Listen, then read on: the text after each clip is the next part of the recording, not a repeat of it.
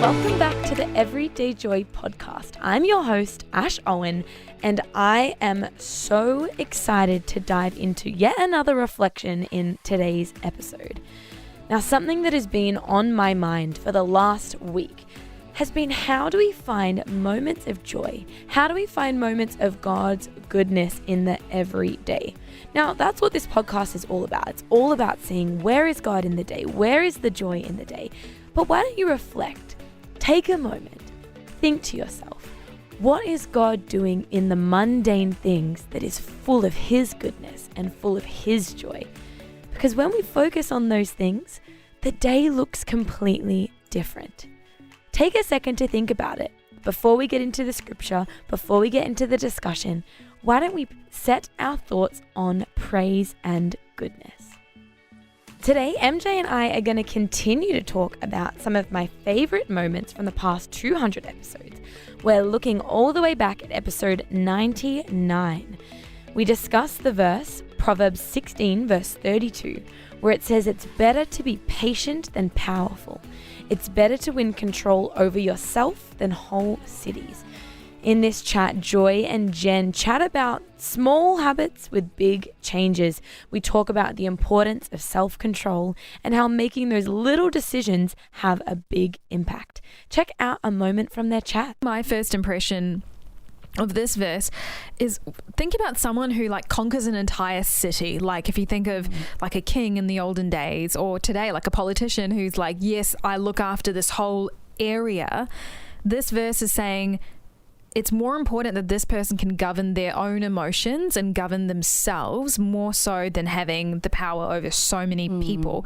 And I think that just tells me, oh my goodness, being able to have control and mastery over yourself really matters, and it really gives you a different kind of power as well. It's you can count on yourself a bit more. I like that explanation. That's really, really insightful. And it's pretty cool how God puts it in that way. For myself, I read this in two parts. So there's patience and there's control. And okay, so I'm cheeky. So I say cheeky things, very much like Joe Chapman. And so I never pray for patience because I know God's going to test me. But the big part is, I think I've accidentally been praying for patience recently because of my daughter. I'm constantly losing fights with a toddler who's, by the way, not talking as much. But I still lose my fights, and I'm always praying, God, please help me. Please help me through this. So that's been a big change of me. But yeah, don't pray for patience. The second is control. And control in this verse is very fascinating because throughout the Bible, God's always telling us, let go of our control over the external environment, everything around us. But here God's telling us, control ourselves. Yeah, I love that, especially when you feel like you're in an environment where there's a lot that's outside of your control. How good is it to know that sometimes if you just look after yourself and your emotions within you, then you'll be good. So it's better to be patient than powerful. Ooh. It's better to win control over yourself than whole cities. MJ, this is a lot to take in. Yeah. It's interesting what they were just saying, in the sense of, we are often taught in Christianity that it's surrender it all, give it all. Yeah. Don't, sing the song, do it all. Yeah. But in this verse, and honestly, it's a theme in the Bible as well, is we actually need to be able to take control of ourselves. Self-control is one of the fruits of the Spirit. Totally. And I think it's so interesting that in this verse, it talks about how control is almost like it's like a superpower.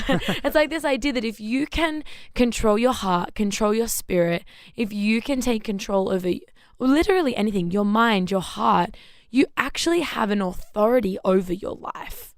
Yeah, it's so true. And the good news is, it's not like it's this self-help doctrinal thought process where you're like, I've got to get myself under control here. Yes. I've got to learn how to deal with this sinful, Perfectly. perfect issue that I've Yeah. got to control. I've got to make sure I don't lose my temper. Yeah.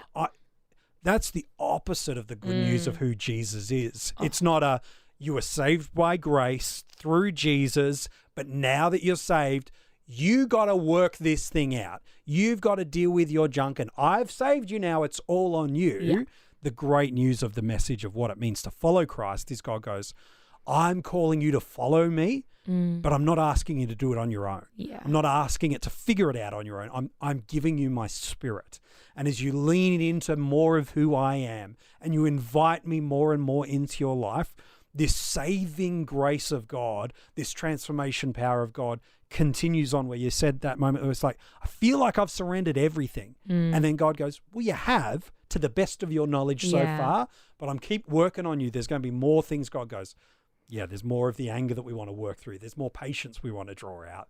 There's more leadership of self so that you can lead others and do all these kind of things. So, yeah, thank goodness he doesn't just leave us on our own. Yeah. Or it'd be a hot mess without him. Yeah, it's so true. And when I think about this, in my own walk with God, I found that the closer I get to him, the more in control I want to be, in the sense of not control of like circumstance. I still want to surrender it to God, Sure. but in the sense of in the way that I serve him, I want to be more and more disciplined in that. I've got a bit of a funny story, and I'll quickly share it. So I went on a little family holiday last weekend. Oh no, this is where they always start, actually. It was lovely. So we went down to the beach and it was awesome. And I have a sister she's 18 months younger than me. So we're quite close in age. We still share a room. It's a fun time. And so me and my sister, we got into a bit of a quarrel in the car on the drive to where we were going. We started arguing. And I got out of the car once we arrived there, unpacked my bag, and I was like, I just need to go for a walk. I need to cool down and not get too frustrated. And I went for this walk, and it's something that I've been really trying to do more. I'm not very good at it, but I did it in this moment, and so that was a win. Is I went on this walk, and I just started saying, okay, Lord, help me to tame my tongue. Lord, help me to not get angry quickly. Lord, help me. And I literally, for this walk for 20 minutes, just kind of took those moments of, okay, I lost control in that moment. I got upset. I got disappointed and frustrated. But coming back to it and going, okay, God, help me to do this. Help me, remind me.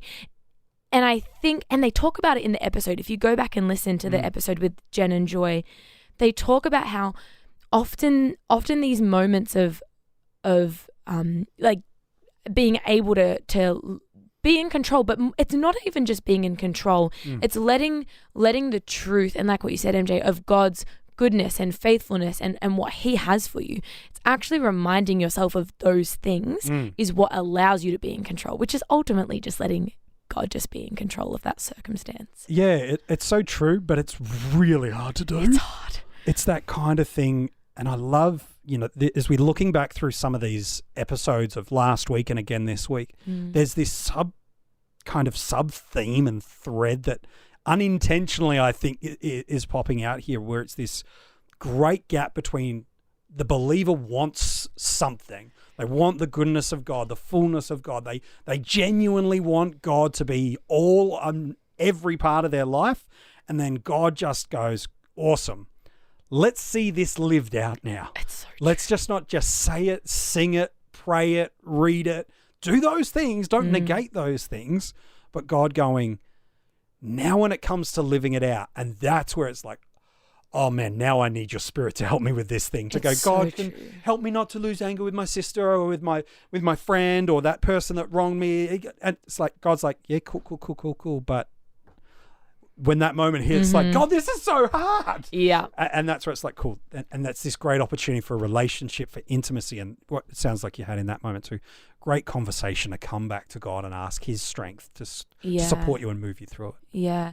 And I guess, MJ, when you kind of look back on your life, so you're a dad. Yes. You you've got a lot of life experience. And I suppose, is there something that you actively do either as a parent, as a leader, as a husband, whatever it is is there something you actively do to really try and help you, I guess take those thoughts captive when you get into a scenario where it's difficult? Yeah. How do you take those thoughts captive and really have, I guess, like you said, it's not easy, but how do you attempt to gain control in those circumstances? The first thing is say sorry fast. Yeah, it's good. Because there's going to still be moments, as best as you're working to take every thought captive and elevate and live out what the Bible says, there's still moments where it's only hindsight that you either see it, feel it, or experience where you're like, I did not do that. It's so true. And you're sitting there going, I just lost control. I just said something that I can't unwind, and I got to say sorry fast. Yeah, that's good. And so that's been a huge thing for me, is don't let, when you've missed the mark in what you know God would be his best for you and a best representation of him, be quick to say sorry, be quick to right the relationship, and be quick to ask for his grace, not just for him, but also from those, whether it be in a leadership, as a parenting or as a husband, or, in the situations that I found myself in. And so for me, that's the thing. And then the second is learn from those. It's good. And there's two ways of learning that are primary. There's always multiple, but there's two. There's experience, personal, or wisdom from somebody else that more often than not has experienced it. And so I think for me, it's more and more getting people around me that have done life a little bit ahead of me, that have gone through seasons of life that I am walking into, sometimes unknowingly, but other times knowingly, stepping into them and going, let me learn. What are those things that are going to come as I step into a relationship that maybe, one day we'll head walking down the aisle? Talk to those people that have been married for a long period of time. As you walk into a parenting journey, what does that mean? As you step into a leadership space at church, as you're stepping into how you love your neighbors into a Christ-like relationship, it's spending time with people going, can you share things with me and listen and learn? And you'll notice and you'll see things that even now before they come, you're like, oh, this is that moment.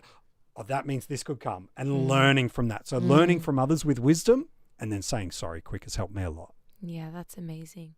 Yeah, I think there's a lot of power in saying sorry and a lot of power in taking ownership of what's going on, taking ownership of what's happening.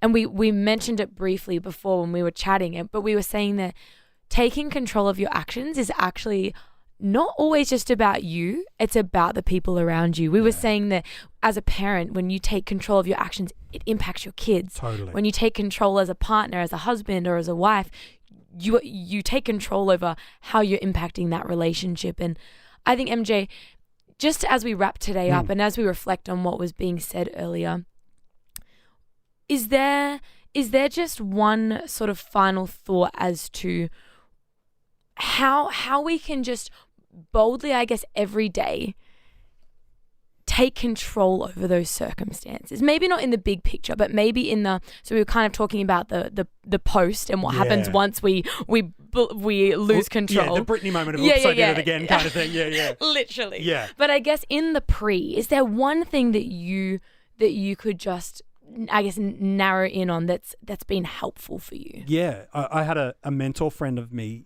sit down once and say, it was when I just started leading in a church environment.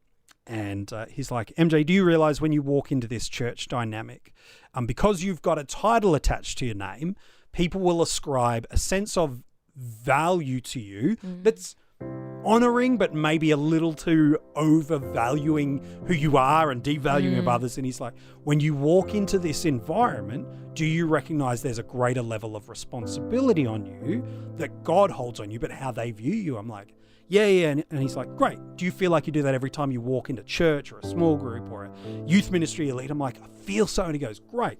Do you do that when you walk in your house with your wife? Do you walk into that place where every environment you step into, it's not that you're the leader and you're the important one, you're the guy or you're the girl that's got to do it, but rather it's this, if we are carriers of the presence of God, every place we step into, it's our responsibility to bring the goodness of God into that. And so if we're doing that, it's that you walk into that room, you walk into that job interview, you walk into that interaction with the barista or whoever it is that's going, how do I make sure I carry God into this? And how do I live, love, act, and speak like him? And if I'm speaking on his behalf, speaking with his name attached to what I say, it might change the way I interact beforehand. It might stop me from saying something, not out of fear of getting it wrong, not out of fear of ruining my witness or anything like that, but rather going, man, I've got an opportunity to move someone one step closer to Jesus with the way I speak. So let me show some greater caution. Let me show some greater wisdom for their sake and for God's sake. Today's episode has definitely challenged me. How can I learn to apply self-control? How can I learn to apply patience to my life? Not just for me, but to make sure that I am positively impacting those around me. I love how practical MJ was in those thoughts. So whatever you're going through, whether it's a big thing today, whether it's a small thing, how can we have self-control over our circumstance? If you loved today's episode, but you want to hear the entire conversation between Jen and Joy, why don't you listen back to episode 99, Small Habits, Big Changes. Now, if you have been loving the Everyday Joy podcast, why don't you give us a written 5-star review? Tell us what you love about the podcast. Tell us your highlights from the last 200 episodes. It really helps people to find out about our little pocket of everyday joy. I cannot wait for tomorrow. I cannot wait to chat with you and cannot wait to continue to dive into the Word of God. Pray that you have an amazing day and we will chat to you tomorrow.